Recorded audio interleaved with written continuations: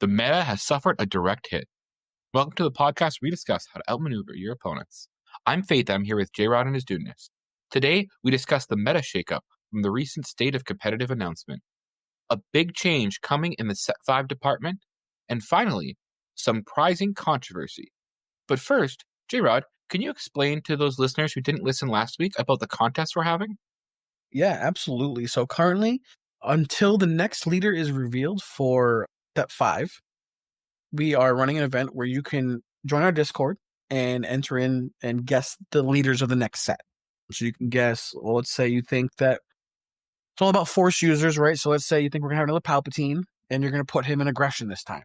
So you can put that down as a guess, and the person with the most correct guesses will win a Darth Maul mat from Set 3 for free. You get mailed out to you, no problem there. So that's the kind of TLDR, but make sure you join the Discord. There's more in-depth rules in the Discord and the channels, but that's kind of like the quick version for the podcast. Thank you very much. And so we're going to start today off with some very big news. Dudeness, do you want to give us a little rundown about what happened on Wednesday? Well, what happened is what we all expected to happen. Nobody expected Jango to survive a wave of bans, and lo and behold, our boy Jango is gone with his son Boba. Somebody at FFG really was a Fett fanboy. But so he's gone, which everyone knew that was coming. Triple Dark Raid is also gone, which pretty much everyone also knew was coming, because that card is straight bonkers and busted. And then last but not least, our boy DJ was also banned. I didn't see that coming. I'm glad they did. It was like a preemptive, like they didn't want just double yellow Han everywhere. And I guess they realized that is a fairly oppressive player experience, you know? Very negative player experience. Does not feel good to have your resource DJ'd. So I'm glad that's gone. I am very, very sad they didn't just get rid of Tarkin Town and also ECL. Yeah, I mean, I think that they didn't want to probably get rid of too many cards.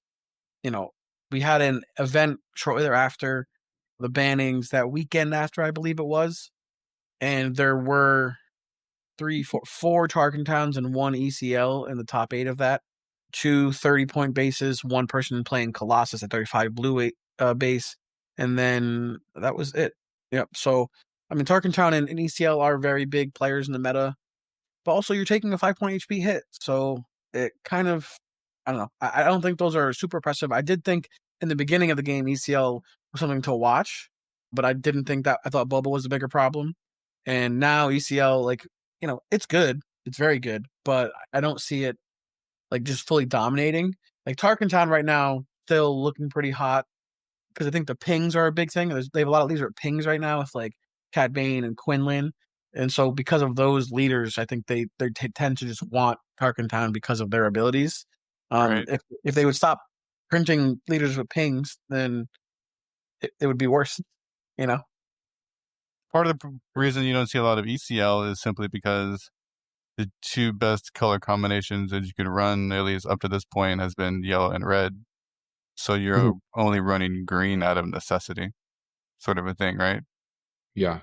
I think in that tournament, Madison won as our kind of first big event post-ban, and we see out of the potential 16 option of colors, we only see 1 green, so the 4th place Sabine has ECL. Every other combination, you see a lot of yellow-red. You do see 2 blue options, so yeah, green could be weaker. We have seen a lot of Tarkin Town, and they did mention Tarkin Town in the stream, kind of as like on a watch list. So it wasn't explicitly called a watch list, but they said they were watching it. And so it seems to mean that it's something that they are aware of. Just going to the cards that were banned themselves, they mentioned that at the end of 3, they had known there was a lot of double yellow Han, and particularly with DJ. And they mentioned how unfun the interaction is early in the game to have your resource stolen. And then because how Han's ability works, you destroy that resource. So it definitely, where DJ, it can be taxing to take your resource. There's supposed to be that interplay for you to get that resource back by taking him out. they said that at the end of set 3 meta, that was something they were watching, but they wanted to see how things would change with set 4. And clearly they did change, but not making Han better per se, making Django better. And yeah, they mentioned that they didn't want the meta to just revert back to Han dominating, as Dudeness mentioned. So I do appreciate the fact they did have foresight and not just be reactive, but also be thinking ahead. I think there could be merit for Dark in Town being banned, just how prevalent it is. I have been playing decks and I don't hate it as a base myself. It's really good at blowing up your opponent's turn 1 play, but then you just have to play around that. And I'm fine with that. But I can see how people would be disappointed seeing it all the time and show up so often. So it's sort of the same thing, like DJs and negative play experiences, because early on in the game, you have your resource taken away. You're trying to just play the game, and your opponent says no. There's a reason why standard Magic the Gathering does not have basic land destruction anywhere near in their rotation, right? Yeah. It's all non-basic land destruction. And even when they kill a non-basic land, you get to search your deck for a basic land to replace it. Mm-hmm. So it's a negative play experience. So now apply that to just trying to play the game and playing a unit on turn 1, and your opponent just saying, nah, it's gone. I get it. I think a lot of people don't obnoxious. It's obnoxious, and it sort of eliminates a particular playstyle. Yeah, it definitely hinders aggro, which is the style Dudeness is referring to, pretty heavily, which I totally get. As a mid-range player and in a controllers player, I am much more okay with Tarkin Town being around because it significantly hinders my plans a lot less. Yeah, but I could definitely see as an aggro player, like wanting it gone and needing it. Like it could potentially push other aggro decks up, but we'll see. And I also see it does merit, like it does have the representation that shows that it does deserve to be on a watch list, because we are seeing it a lot, and there can be a problem with that. I don't know if I would actually say I think ECL should be banned right now. I just haven't seen it a ton in the competitive space to dominating tournaments. Though it is strong. It would be a preemptive thing, but I don't know if it warrants that. Where I could see again Tarktown warranting it. It really just circles back to my original feeling that rare bases were just a mistake from the get-go, and slapping an epic action on them was even doubling the same mistake. I mean, I disagree with that. I think they were fine and they were interesting. I think the problem was that we had 2 clear standouts that were clearly better than the other 2. And I think that like the balancing of the bases, I think, was the problem, where we had like ECL in the beginning was like everyone's like, oh, we had to get rid of ECL, it's too good. And like people were only playing Tarkin Town because it countered ECL. And now it's like because of the leaders that have pings like Cad Bane and Quinlan, it's like, okay, I want to play Tarkin Town with them. And obviously Quinlan and Cad both being yellow leaders, being able to play yellow red, which is a very powerful color combination, is good. And I think, a reason why. I mean, I think yellow as a whole right now is just too strong as a color. Like I hope that the next 4 or 5 sets just like dumpster yellow and they get nothing to kind of balance out the issue of cunning we've had for the whole like first year and a half of this game, because it's definitely been dominated by cunning for sure. And that's a great point, that we have 4 cards that have been banned or suspended this term chronology, and they're all cunning. Yeah. And they've all been from like mid-range tempo decks too, for the most part. Like they haven't been like aggro decks, they haven't been control deck problems. It's been mid-range and tempo. So kind of interesting to see that. Well, I mean, overall, I guess happy that with their choices, I think the cards are good. I'm glad they get rid of DJ. For me, I played against it a lot, and it was one of the cards that like I lost to a Han double yellow in my winning in for top 8 at the PQ in Dallas, and it was because they went Bodhi into Tech into DJ every single game. And you're like, oh, well, it's not the big deal. Well, it's because when they Bodhi me first, they take away my ability to be able to kill the DJ on the turn that I have to kill it, so I get my resource back. But because they didn't do that, I lost. You know what I mean? It's because they were able to take away my interaction. And that was 2 out of the 3 games that they literally did that exact same thing. So, I'm glad it's gone. It's definitely a super unfun play experience. Like Dudeness doesn't like Tarkin Town. I didn't like DJ. I thought that was very unfun. Like taking my resources, like that's the whole point of us drawing 2 cards and being able to put a card down as a resource, is so we don't have resource problems. So then to create a card that creates a resource problem, like even though we know it's a unfun play experience, just seems like something I hope they avoid in the future. Just holistically, like just don't have that like in the game. I might be wrong here, and just to kind of, I know we're kind of been going around this point a lot, is that I'm looking at the Liverpool sector. So that was the other sector, the non-American one. And I saw 2 energy conversion labs in the top 50 and 2 echo bases. So 2 just the generic green bases, giving you options, which I think is a good thing. I don't think in the top 50 I saw any singular red bases, but I'm seeing like at least maybe 50% just on quick glance that are Tarkin down. And so the fact that, okay, and then what I like about rare bases is the fact it gives you choices. Like, am I going to play Echo Base or am I going to play ECL? It seems like there's a choice being made there. With Tarkin Town, it's just so oppressive that you're seeing it's just not even a choice. People are just saying, oh, I'm going to be running a red base. I'll just run Tarkin Town.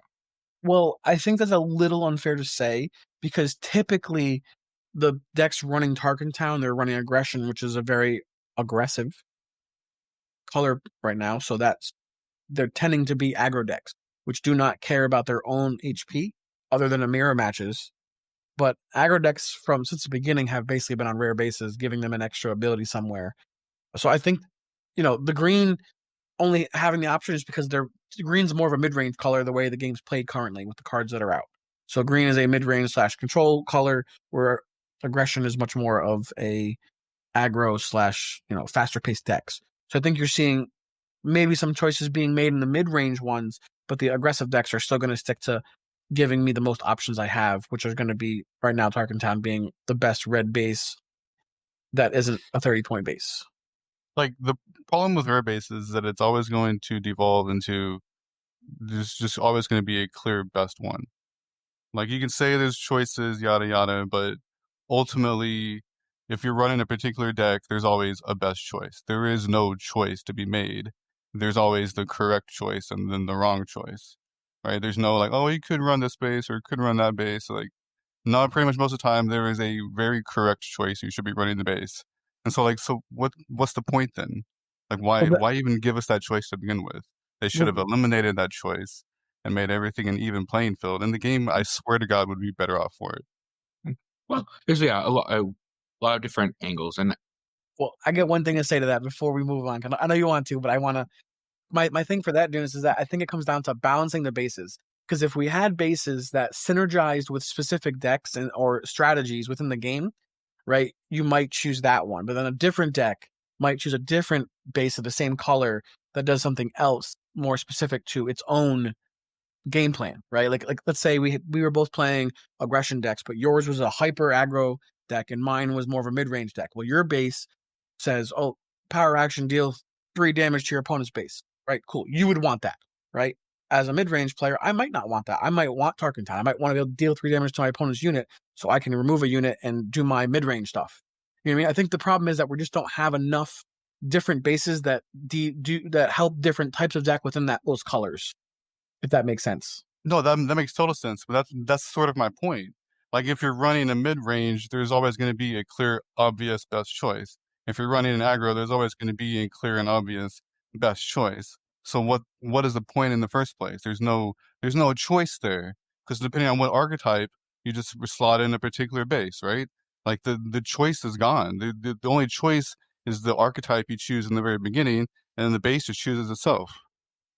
I hear you on. Yeah. Like, I don't think it actually adds to the game, and I think it actually detracts. And I think all that will, especially the fact that it does go towards a best deck, a best option. We are currently in the meta where we're seeing Tarkin Town being that option. Again, going to that Liverpool one, I think 10 out of the top 16 decks had Tarkin Town. That's overrepresented as one singular base. So I think I agree with you, Dudeness, that I think it should have been banned for sure. That's my personal thought. I can see why we're seeing that it hasn't changed. They did release an article afterwards, which they talked about the fact that they were hoping not to do another ban announcement for this set. They will if they have to, but they said they hope they won't do another one this set. And with the fact that set 5 releases the week after July 4th, so July 11th, and the Galactic Championship is 3 weeks after that, we are potentially set up for no more bans until after the Galactic Championship, which I think is just interesting. That would be nice so people can know exactly what to prepare for or whatever. But I do want to circle back to the rare bases, just one last point. So in a 2-year rotation, and they've said not every set is even going to have rare bases, right? Mhm. So that means, like, at most, even though they've said not every set will have rare bases, you can have 6 rare bases for each color, which we know won't be 6 because unless they double print rare bases in a set, at least 1 or 2 sets won't have them. So for like maybe 4 rare bases for each color. Mhm. And so, like, I mean, even the amount of choices we're going to have in rare bases aren't going to be that great. There's always going to be a clear best choice, I think, which I don't think is very fun or imaginative, or I don't know. And I'll drop it right there. I don't know. Okay. Well, as always, it's good when we're playing games. We're all going to come up with different answers, and that's totally okay. And that's what's fun about playing games. Not only do we get to design different decks, we have to all see the game in a different way. And hopefully, FFG is listening to all the feedback that they're getting. One of those ways that they are getting feedback that we heard of was from the sector tournaments. And there, they had because it's a bigger event, as they're working their way up to the Galactic Championship, they had better prizing than we've seen in other events. Well, particular prizing, but side things, I should say. Like they had play mats that you could Prize get ball that you stuff. could prize wall. Thank you. You can earn tickets by doing side events, and you can use those tickets to buy either cards, or you can buy mats or shirts or pins. And well, it turns out that what they had offered wasn't that great. Now, to be fair, as they clarified, it wasn't totally their fault. They had some shipping issues. So apparently some of the stuff, the swag, got, I think it was lost or it was held up in customs in Italy. And so that prevented it from coming to the States in time. And I think also to the other event as well. All this to be said, there was a lot of disappointed people with the lack of number of options and with some of the prizing cost. So you would enter an event and you didn't like some of the prize options were a playmat for 2,000 tickets, and if you played this event and you won it, you didn't get nearly that many tickets. So it was hard to earn enough tickets up to buy these bigger prizes. It actually on Sunday reduced the cost of the playmats from 2,000 to 1,000 tickets, and we're giving refunds to people that bought the playmats. So do you guys have any feedback from anything you've heard from these events, or any thoughts that you guys have for FFG in terms of prizing or prize wall things? I mean, just from initial glance that I saw on just the prices to go into these events seemed a bit steep. And the amount of points you needed to, acquire to get the thing you wanted also seemed a bit much. Yeah, I heard that the prices to get things were super high, but they did change them quickly, and like later in the weekend, it was a lot better. People said, Mm-hmm. which is good to know that they reacted quickly to that feedback, and they probably noticed it on their end too. Like, oh, we ran a bunch of events, and like no one came up and got anything, right? Because like if they're only giving stuff out to like the winner, I don't know exactly how it worked, but like, let's just say they're giving it only to the winner, and you're in like a pot of 8 people. It's like, okay, even as a good player, you might not win every single pod you're in. So if you're only getting tickets for like winning or whatever, it's tough to earn enough to even get 2,000 if they're not giving out like 2,000 for a win or something like that. So I'm glad they at least adjusted it, and I imagine in the future they'll adjust it more to be a bit more player friendly, because the point of those walls is to have people going up and getting stuff, right? Like obviously they have to make money on it as a business and all that stuff, but it's still the point of it is to get people to want to play the side events, because otherwise they don't make any money if no one wants to play side events, right? So one thing that was mentioned that I appreciated was the fact they said, hey, this is season 0 for us. And so we're learning. And they did note that they are taking feedback. And I tend to want to give FFG the benefit of the doubt because for me, at least, who has not been burned by other FFG games, so I can appreciate if you have been. I've noticed that they do something, players respond, they receive feedback, they change. I also appreciate things like customs. That happens. It sucks, like, especially with current state of the world affairs. We don't know how things are going to play out.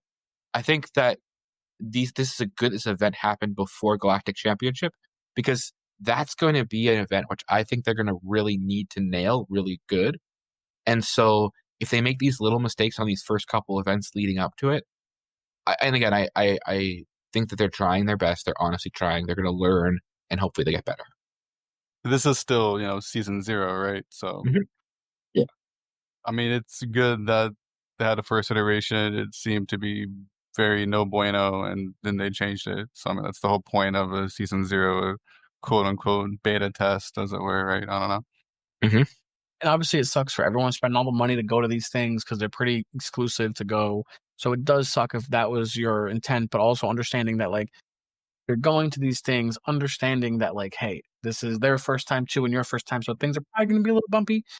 Just go with the flow and have fun and play some games. Like I'm going to Worlds, and my thing is, like, I want to go play Twin Suns. Am I going to do a ton of Twin Suns pods? Probably not. But I want to play some Twin Suns. I'll do a bunch of draft pods and maybe a couple of Premier pods, but that'll probably be about it when I go. But, like, at the end of the day, I'm there to have fun, meet people, hang out, play Star Wars Unlimited, talk Star Wars Unlimited, and just have a great fun weekend. Like, my expectations of getting everything on the prize wall and all that stuff, it's like, I don't. If it happens, cool. If I get a bunch of stuff, cool. If I don't, like, I'm not. That's not the reason why I'm looking to go. It's more just to experience it and have fun with people who love the game that I love, and hang out and have a good time. Mm-hmm. Yeah, I think that's very fair to say. And we're going to get more things and they did mention that unfortunately it will not be fixed for Richmond, so the next sector we have coming up. However, it seems like things may be better for the regional, which is going to be here in Minneapolis. So if you are going to be going to that, I will be here. I think we're going to have some other content creators there, like Unplayable said that they'll have a few members going from them. So look forward to that, and hopefully we'll see you guys out there, and they'll have some adjusted expectations and adjusted resources so that they can provide a great experience for sectors, especially because that's their home turf. With the prize wall, I will say one thing I did like was the fact that they had options. Like, you can buy different packs from all the different sets, and even they had, like, the collector booster packs as prizes as well that you could buy. So it did give you at least options, which was good. My favorite part about those packs was that the regular packs were 100 points, and then the set 1 packs were 200 points. Yes. So even FFG is scalping us. Got him. Speaking of set 1 pack, the big winner of our December giveaway finally received his box, because I was a super slow Andy. He was amazing and very patient. And our buddy Oddball, a listener of the podcast, Ben, he's in, like, every Discord ever, just an amazing person in the community. I see him in all Discords talking, being just a great human being. So happy he won it. And he ended up pulling an Iden showcase out of that box, as well as a foil Boba Fett, an Aggression, a Millennium Falcon, and a Change of Heart. So that was a pretty good free box, if you ask me. Too shabby. Yes. And Beholden had messaged that he had gotten in his OP packs a couple nice foil leaders from the set 1 OP pack. So those weren't all our foil cards, the Death Trooper and General Veers, which, if you remember the set 1 promo packs, you didn't always get a foil. So that was pretty nice to see. And he's got both of them received a signed from myself since I shipped them out, outmaneuver card. So they'll have to work on getting that signed by the rest of y'all, which is always a challenge since we all live in different parts of the country. So I'm curious to see who's going to complete that first. Got to catch them all. Right? Next thing to talk about is we've got a big change coming to set 5. And it was announced that they are now going to be you're now able to buy Star Wars Unlimited more places. With set 5, they're going to have mass market booster pack. So these are going to be sleeved packs. If you've ever gone to one of these big box stores, you don't just get like a box that you can just get a pack out of. They're in these protective sleeves that they can put up on a little hook, and they're more of so that you get singular packs. And you're not worried about, oh, did the person get the legendary out of that box, and is the box missing a certain, trying to count the number of packs in the box, the different things that people have. So these are just meant for individual sales and to protect the packs. So you can't kind of open them while you're shopping around at Target. What are your guys' thoughts about this additional place to find packs? Personally, myself, I'm a big fan because this is how we're going to work on getting the casual player into Star Wars Unlimited. The casual player is not someone that goes into, local game shops often. They're someone that they're just going to be at home playing kitchen table kind of style. And this is definitely going to open up the game to them. They'll be like, oh, what is this Star Wars game? Oh, let me get a pack or two and see what's inside of it. And let me go on YouTube and look up, a cool thing on how to play the game and all that stuff. Like this is, I think, will help expand the game to a bigger audience. I'm all for it. I don't think it's going to change prices that much. It might actually just bring prices of the base cards down because there'll be more of them now because they're going to, there's going to be more in print, and it might help alleviate the stores a little bit on having to fill out their player orders as much potentially. I don't know, but yeah, I mean, I don't think it's a bad thing. I think it's a good thing a whole. Like being in major retailers is a massive step for them. So I'm sure they're excited for it. I think it's a good thing overall for the game. So I don't have anything bad to say about it. And I'm sure this was always a goal for them anyways, right? Was to eventually get it into the big box stores. So, because ultimately FFG is a corporation. They are a business. They were trying to turn a profit at the end of the day, getting their product into more markets, into more customers' hands, yada, yada, yada. It's good for business, I guess, right? Yeah, I mean, I think for me that I just really, I don't know if I'd want to see collector boosters over there because I do want some. I mean, you're never going to have a big tournament or any event at a Target. It could kind of be interesting, I guess, if they had like a big event there. But that's where your LGS is going to be so important for growing the game, for expanding the game. But yeah, I think just that's like, oh, what is this game? It's getting more eyes on the game. Then people can do research, and then they'll find tournaments from there. Or podcasts they may enjoy. Yeah, like if you know any, recommend this podcast to them. Absolutely. Also, make sure you slap that like button and consider touching that subscribe button. You're fired from saying that from any of that. Next subject. Yeah, as we go on, what cards or what decks are you guys playing, thinking of in this post Django Premier world?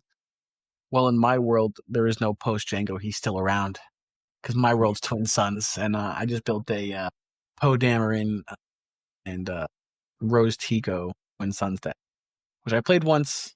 I think I got a tie for the win. Like me and one person tied, so I technically won, but I don't really count ties. So it was good though. It was fun. What about you, Dudeness? I've been messing around with a yellow Gar Saxon list. It's been pretty fun. I was playing around with it pre-Django ban because it's got a bunch of shields, which is a good way to protect against a bunch of pings. But also, post-ban, I'm still looking to play because it's very aggro. It's very fun. It has a very explosive turn 1 with a Director Krennic into a possible Greedo. So you get to play 2 units turn 1, potentially, which is pretty good. It's also extremely budget. Like, this is a super uber budget deck that literally under $30 for the whole thing.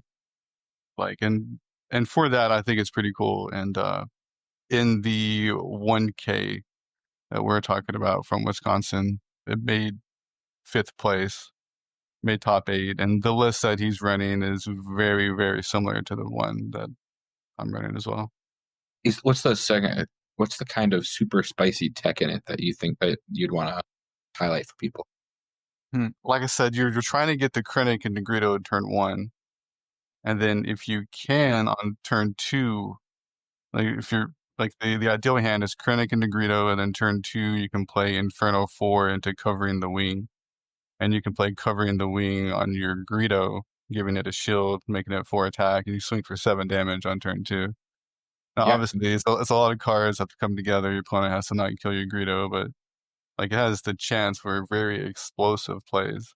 Mhm. And even just turn 1 Inferno 4 into a turn 2 Inversio swings for 6 with a shield. And so unless your opponent has a Fell the Dragon or a Waylay, I mean, that's pretty hard to deal with. Yeah, no, that sounds really explosive. Krennic just seems like a really fun leader, a really fun unit. Yeah. Krennic, and that guy could have been rare. Like, he absolutely could have been rare. I feel like, have we talked about this on the podcast before? I can't remember. I think But so. that dude could have been rare, and they basically made him uncommon for draft purposes, and we all benefited for it. I have a question for you. So if you think that Krennic and Greedo turn 1 is so important for the deck, would you consider running, because he ran the 30 yellow base, would you consider running Nabat Village? In my version, I do run Nabat Village because I am trying to find the perfect combo pieces right off the rip. Yeah. I don't know if it's better. I do know that Nabat Village is a lot of upfront thinking. You get 9 cards in your hand, and you have to, like, figure out your game plan, what's going on, where's going where, what. It's nice when you have cards like the Hotshot Blaster, because those are immediate resources, right? Same Yeah. with Blown Pike. Those are just immediate resources right in that starting hand. You're actually, like, looking to see one of those because they're just a nice resource. Sorry, so just to clarify, rare bases aren't always the best choice. It's not always the best choice. Got him. Got him. Got him. But I do think that the newer bases is a lot closer to how they should have been designed, as opposed to slapping an epic action on them. It feels like lazy and Yeah. really hard to balance. But no, it's a good question. I don't know if Nabat Village actually is the correct choice or not. But I like to use it right now simply because I am trying to find that Krennic Greedo. But I will say one weakness of this deck is Sabine ECL, because turn 1 ECLing into my Krennic unit just dumpsters all over this deck. Yeah, that sounds really big time sad there. It can be very sad, yes. I'm kind of crazy if people don't know already. I've got 10 decks that I've sleeved up so far. Oh boy. That I like, all 10 of them. decks, my guy? 10 decks, and they all have mostly all the cards that they need. So, like, I don't have 25 Lukes sitting around, but I just make decks that don't need Lukes if I need them. If I need other Luke, like if I have another blue hero deck, like my Rose deck, I don't have Luke in that, but I don't think I need Luke in that. So yeah, I've got 10 decks. The one that I've been playing actually a little bit recently is revisiting my double yellow Fennec Shan deck. And I mean, Ambush is really fun. And especially with some of the indirect cards, particularly that 3-cost 2/3 and the 3/4 for 4 ship. Both of them have indirect damage when you play them. So giving them Ambush is fun because it's like, oh, I'm going to make your guys a little bit weaker. And also things, because it's double yellow, I can run like a new adventure. So you're just bouncing them to deal extra damage to them. It's been something I've been really enjoying. Nice. Yeah. Well, any final thoughts that you guys have for our viewers today? Yeah, I'd like to. We didn't get to go over all of the results for the Wisconsin 1K, but shout out to the homie from Late Night Gaming, Loopy, for taking it down with Quinlan Tarkentown. Shout out to friend of the podcast. Yes. And with the end of that, I want to now turn to our podcast mailbag. And this one's going to come from Get Funky. And Funky. yes, it's SWU going to big box stores. Is that necessarily good for the game or a sign of the game's failure and the need to sell product? I know we kind of mentioned it, but I just wanted to get your guys' thoughts on it. Yeah, I don't think it's any negative thing. Like, it's not taking away from what stores will already be doing and what they were planning on doing with stores and that kind of stuff. This is just another way to get the word out there to more people who maybe aren't as in depth in the TCG world and pull some Star Wars fans in that maybe want to try out the game as their first card game. We've already had a bunch of people that do that, but trying to get more people into it, seeing it in big box stores is definitely a way to get more eyeballs on it. So I think it's all good stuff. Yeah, like I said, I'm pretty sure it's not a sign of the game's failure, because the plan, I assume all along, was to get him into big box stores in the first place. Yeah, that makes sense. I do want to also actually touch on here. We got another mailbag question. Gandalf, XYZ, or Z for our American listeners. There are many Jedi to pick from, but not so many Sith from canon. Should SWU consider EU content, and that is extended universe, not European Union, or will they stick to canon? I personally think they're going to stick to canon. I think people are on some copium if they think they're going to pull from the EU content. I just don't see it. So I could definitely see them pulling in some extended universe, and the only reason I say that is as a person who has played Star Wars Galaxy of Heroes, which is a mobile game. They have a decent amount of like other extended universe stuff in there, so a lot of stuff from video games too. So I do think that we could see some more. Now, if you're gonna get to the real specific, like real particular people, like no, but like some big name people you might see from the extended universe, like because if they're popular enough characters, they'll probably put them in. But you're gonna see like main big name characters. Like I would imagine they have some type of list of like, hey, we need to get Anakin in each year. We need to get Kylo and Rey in each year. Like they probably have a list of like all like the big characters they have to get in, and then like, okay, we've put all these people in the year. Now, how many spots do we have left over? Okay, who can fill those spots, right? So if you have a character that fills a spot well, they want that makes sense.